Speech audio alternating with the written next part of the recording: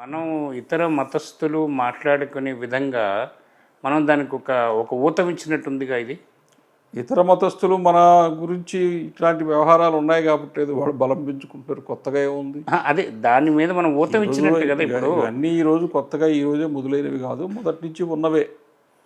ఇతర మతస్థులు ఈ ఈ గందరగోళాన్ని ఉపయోగించుకునే స్థితిలో వాళ్ళేం లేరు.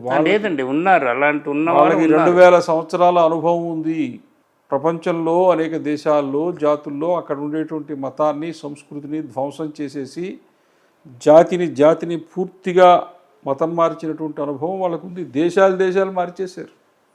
అటు క్రైస్తవం కానీ ఇటు ఇస్లాం కానీ, యూరోపు ఖండం అంతా, ఆఫ్రికా ఖండం అంతా, మధ్య ఆసియా అంతా కేవలం కొద్ది సంవత్సరాల్లోనే మొత్తం అంతా ఊడ్చిపారేశారు. ఒక భారతదేశంలోనే వాళ్ళు చేయలేకపోయారు. ఇప్పుడు కొంచెం మత మార్పులు కనపడుతూ ఉన్నాయి. అంటే ఇప్పుడు తగ్గాయి కొంచెం ఆ విషయంలో చెప్పాలి. ఇంకా కూడా తగ్గిపోతాయి.